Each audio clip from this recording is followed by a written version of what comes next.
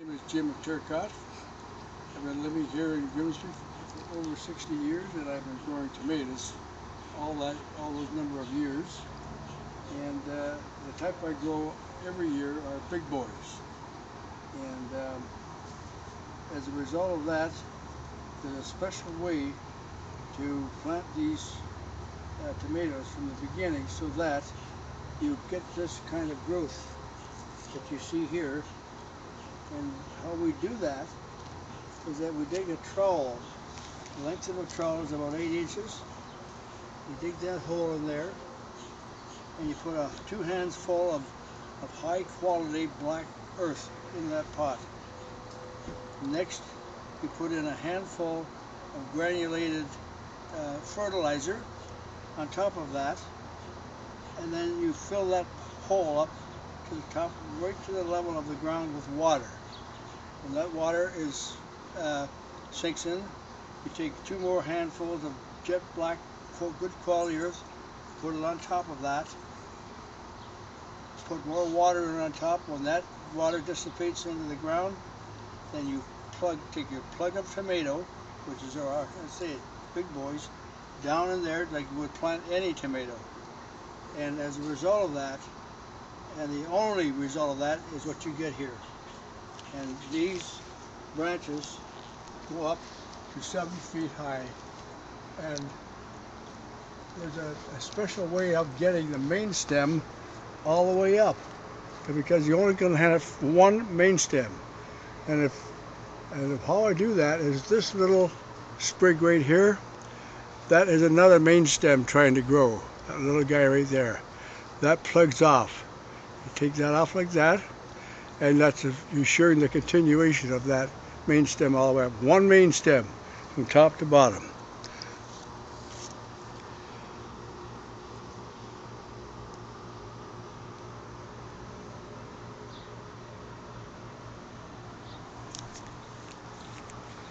Okay, now I just have a question about, I've noticed the tomatoes that are on the bottom are turning red first. Yep.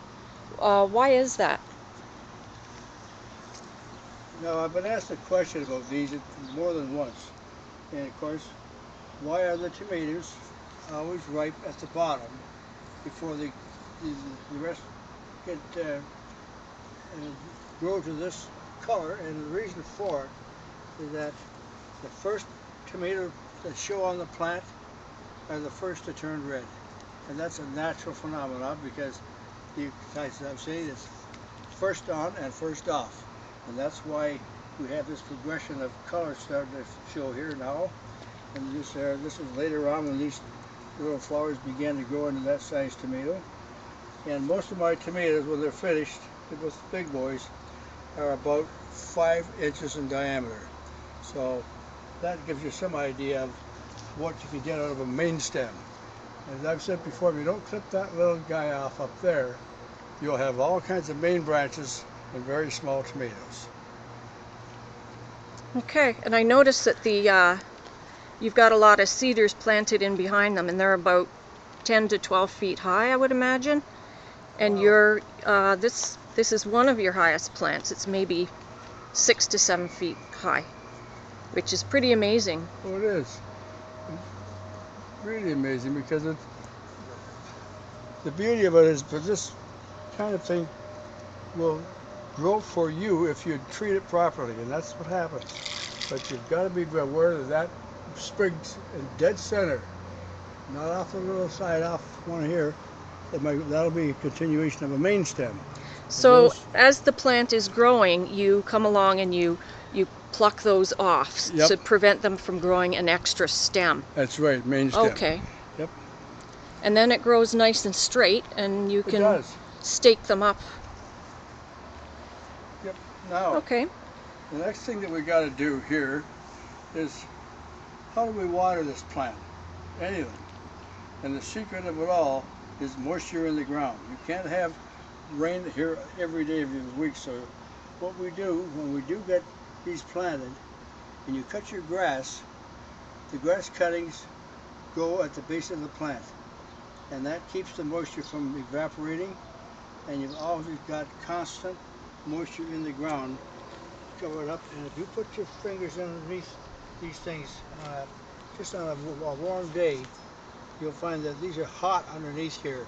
So that's one of the reasons why you get the growth you do. It's constantly growing under controlled conditions or a nice, I don't know, maybe, do you want me to pick one of these off?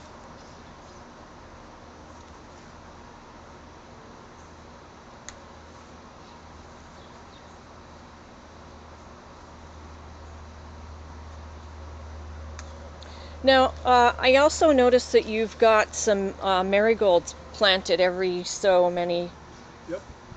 You know, there's maybe 2 or 3 bunches all along, and that helps keep certain things from Keeps all chewing the chewing up your insects away. plants.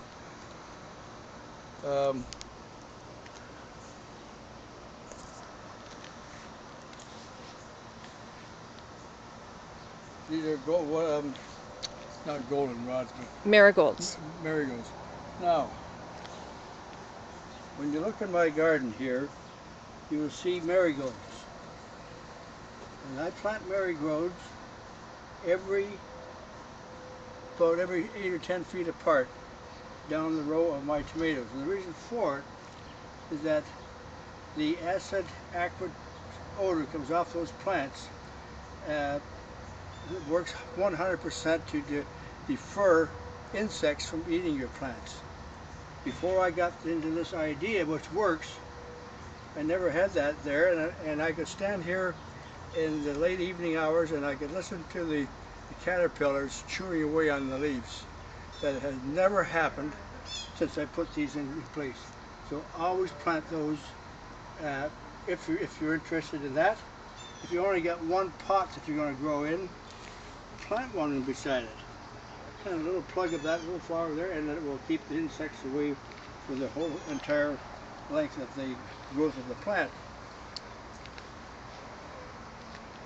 Well, thank you very much for all the information. You've got the best tomato plants and tomatoes that I've ever seen. Thanks, Jim. Oh, well, anyway, there's